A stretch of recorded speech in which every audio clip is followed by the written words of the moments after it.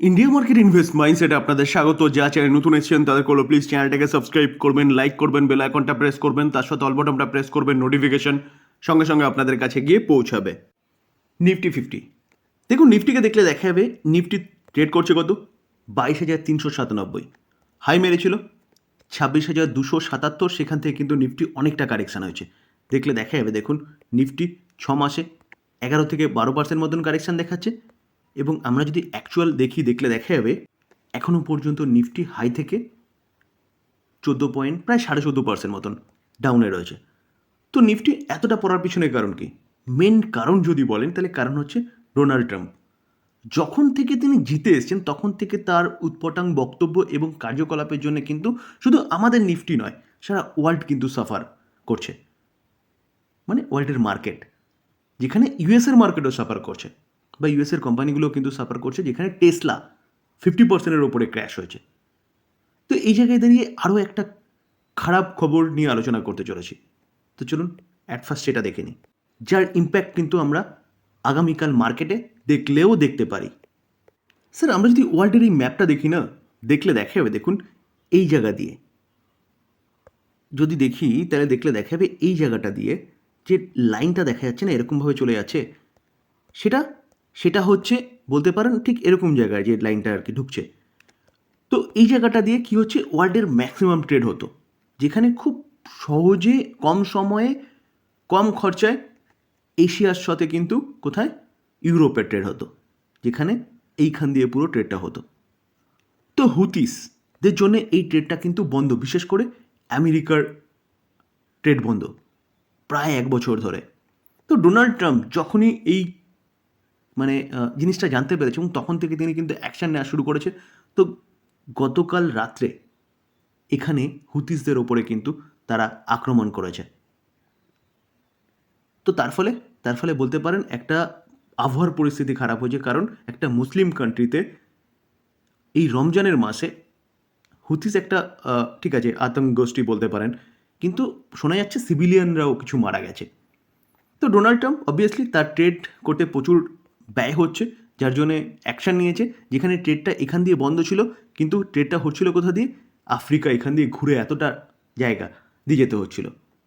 তার ফলে অবভিয়াসলি খরচা তো প্রচুর হচ্ছিল, কিন্তু কিন্তু এই যে আক্রমণটা করেছে না, যার ফলে দেখুন এই আর্টিকেল দেখলে দেখাবে হুতিস সেজ বলছে যে 32 চিলড্রেন মারা গেছে ইউএসের ফাইটার জেটের বোমবাড়িতে।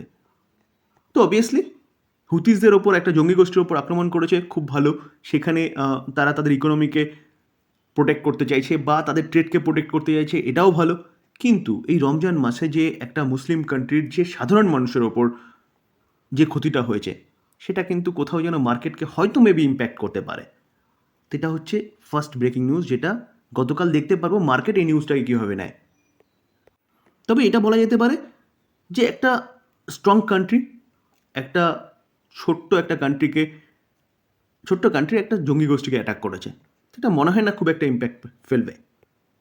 সেকেন্ড নিউজ কি, ইউক্রেন এবং রাশিয়ার মধ্যে যে যুদ্ধ চলছে, সেটা কিন্তু শোনা যাচ্ছে যে যুদ্ধ বিরাম লাগতে পারে বা সিজফায়ার হতে পারে 1 মাসের জন্য, সেরকমই কিন্তু কথাবার্তা চলছে, যেখানে ইউক্রেন রাজি হয়েছে। তো ইউক্রেন রাজি হয়েছে কিসের জন্য? দেখুন স্যার, ইউক্রেনের কিন্তু ক্ষমতা নেই নিজে একা যুদ্ধ করবে। ইউক্রেন এতদিন পর্যন্ত যুদ্ধকে সঠিকভাবে চালিয়ে যাচ্ছিল অনলি ফর ইউএসের জন্য। ইউএস সাপোর্ট করছিল সব দিক দিয়ে, মানি বলুন, অস্ত্র বলুন, তার জন্য কিন্তু তারা রাশিয়াকে ডিফেন্ড করতে পারছিল। তো এখন ইউক্রেন রাজি হচ্ছে, কিন্তু পুতিন কন্ডিশন রেখেছে। কন্ডিশন কি? যে আগে ক্রিমিয়া তো ছিলই, দখল করে নিয়েছিল 2014-তে। তো এখন কিন্তু তারা নতুন এই 4টে জায়গা দখল করেছে, সেই 4টে জায়গাকে কিন্তু তারা চাইছে নিজেদের কাছে, অর্থাৎ রাশিয়া চাইছে রাশিয়ার মধ্যে অন্তর্ভুক্তি করার জন্য। তো এখন দেখার বিষয় যে এই জায়গাটা কতটা ডেভেলপমেন্ট হয়।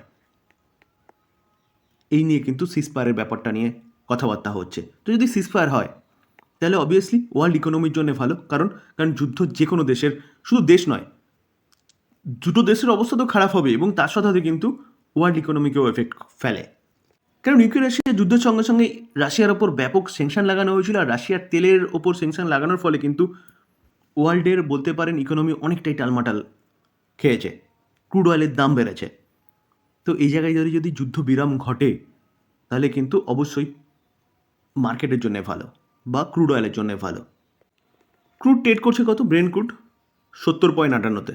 তো যদি যুদ্ধের সিজফায়ারটা হয়ে যায় না, তাহলে ক্রুড কিন্তু এখান থেকে আরও ডাউনফল দেখাতে পারে। তো ক্রুড ডাউনে আসলে কোথায় কি ভালো হলো দেখার দরকার নেই, আমাদের ইন্ডিয়ার জন্য ভালো। কারণ আমরা কিন্তু 85% ক্রুড কী করি? পারচেস করি বাইরে থেকে। তো ক্রুডের দাম যত কমবে তত কিন্তু আমাদের ইন্ডিয়ার ইকোনমির জন্য ভালো। ট্রাম্প জবের থেকে প্রেসিডেন্ট হয়েছে, তবে থেকে কিন্তু তিনি ট্যারিফের কথা বলেই যাচ্ছে একের পর এক। তো সেই জন্যে এফওএমসি অর্থাৎ তাদের যে ফেডের যে মিটিং, সেই মিটিংয়ে কিন্তু রেট কাটের ব্যাপারটা প্রায় বন্ধই, কারণ ফেডের চেয়ারপারসন জানিয়েছে।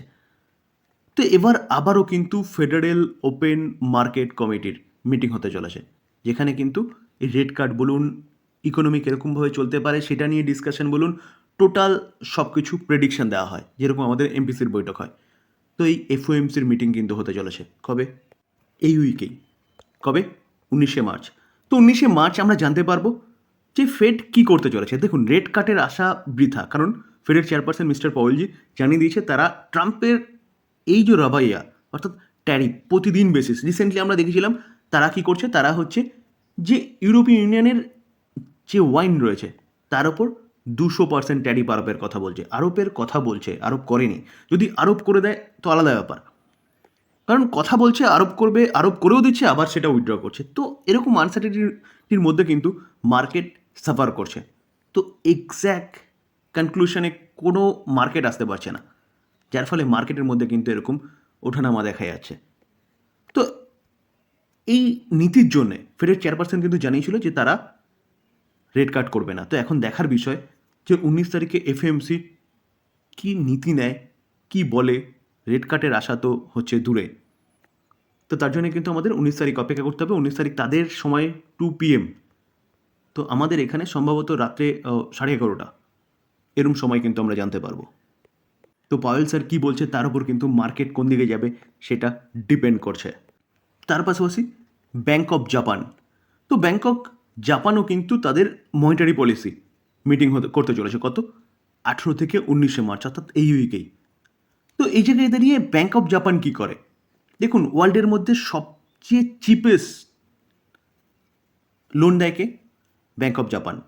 তো ব্যাঙ্ক অফ জাপান বলতে পারেন যদি রেট হাইক করে তাহলে কিন্তু এটাও ওয়ার্ল্ড মার্কেটের জন্য খারাপ, কারণ ব্যাঙ্ক অফ জাপানের কাছ থেকে প্রচুর বড় বড় ইন্ডাস্ট্রি থেকে শুরু করে বড় বড় ইনভেস্টর থেকে শুরু করে তারা কিন্তু সস্তায় লোন নিয়ে বিভিন্ন জায়গায় ট্রেড করে বা ইনভেস্টমেন্ট করে। তো ব্যাঙ্ক অফ জাপান যদি তাদের পলিসি চেঞ্জ করে এবং যদি রেট হাইক করে তাহলে কিন্তু আবারও একটা গিরাবাট মেবি দেখা গেলেও যেতে পারে। আর কেন আমি রেট হাইকের কথা বলছি তাদের? কারণ ব্যাঙ্ক অফ জাপানের ইকোনমি কিন্তু অনেকটা টালমাটাল করছে, তাদের ইনফ্লেশন কন্টিনিউয়াসলি বাড়ছে। দেখুন, জাপানের ইন্টারেস্ট রেট দেখলে দেখা যাবে প্রিভিয়াস বার, অর্থাৎ যেটা 24শে জানুয়ারি 2025 তারা ডিক্লেয়ার করেছিল, সেখানে তারা কিন্তু 0.25 ইন্টারেস্ট রেট হাইক করেছিল। দেখুন, প্রিভিয়াস কত ছিল? 0.25, ফোরকাস্ট করা হয়েছে 0.50% বাড়বে, সেটাই কিন্তু হয়েছে। তো এখন দেখার বিষয় যে কী করে ব্যাঙ্ক অফ জাপান। তার একদিন পরে অর্থাৎ 20 মার্চ ব্যাঙ্ক অফ ইংল্যান্ড অর্থাৎ ইউকের ইন্টারেস্ট রেটের ডিসিশন কিন্তু আমরা পাবো। তো প্রিভিয়াস দেখলে দেখা যাবে তারা 0.25 কমিয়েছিল কত? 6 ফেব্রুয়ারি। তো যে কোনো দেশের ইন্টারেস্ট রেট কমা মানে কিন্তু বলতে পারেন যে লিকুইডিটি বাড়া মার্কেটে, যেটা আমাদের ইকুইটি মার্কেটের জন্য কিন্তু খুব ভালো। তো প্রিভিয়াস যেটা 6 তারিখে সেটা তো হয়ে গেছে, কিন্তু এখন দেখা যাচ্ছে কবে? এখন দেখলে দেখা যাবে এটা হচ্ছে আমরা 20 তারিখে পাবো। তো প্রিভিয়াস ছিল কত? 4.5, ফোরকাস্ট করা হচ্ছে 4.5। তো এখন দেখার বিষয় যে ব্যাঙ্ক অফ ইংল্যান্ড কী করে, ইন্টারেস্ট রেট কি আবারও কমায় না একই জায়গায় রাখে, এবং তিনি ব্যাঙ্ক অফ ইংল্যান্ড কি বলছে।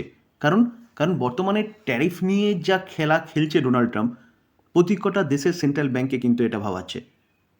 তো 20 মার্চ এটাও কিন্তু একটা ইম্পর্টেন্ট ডে আমাদের মার্কেটের জন্য, যে ব্যাঙ্ক অফ ইংল্যান্ড কী করে। স্যার মার্চ মাসের হাফ শেষ, তো মার্চ মাসের হাফ শেষ মানে স্যার বলতে পারেন এই মাসটা শেষ হলে কিন্তু Q4 রেজাল্টের সিজন শুরু হয়ে যাবে। তো Q4 রেজাল্টের সিজন শুরু হয় মানে এপ্রিল মাস থেকে কিন্তু আমরা পাবো জানুয়ারি ফেব্রুয়ারি মার্চের এই 3টে মাসে কোম্পানিগুলো কীরকম পারফরমেন্স করেছে। তো সেই জায়গায় দাঁড়িয়ে স্যার তৈরি থাকুন, Q4 রেজাল্টের সিজন শুরু হতে চলেছে, যেখানে আমাদের পোর্টফোলিওতে যেসব কোম্পানিগুলো আছে সেসব কোম্পানিগুলো কীরকম পারফরমেন্স করেছে Q4 সেটা কিন্তু জানার জন্য। তো সেই জায়গায় দাঁড়িয়ে স্যার অবশ্যই এই চ্যানেলের সাথে যুক্ত থাকতে হবে, তাহলে কিন্তু সঠিক সময় সঠিক তথ্যটা আপনার কাছে গিয়ে পৌঁছাবে। যেখানে অলরেডি ইনফোসিস জানিয়ে দিয়েছে যে কত তারিখ Q4 রেজাল্ট দেবে, তারা ডিক্লেয়ার করবে 17 তারিখ এবং রেজাল্টের সাথে সাথে কিন্তু 17 এপ্রিল, এবং তার সাথে কোম্পানিটা ফাইনাল ডিভিডেন্ড দিতে চলেছে।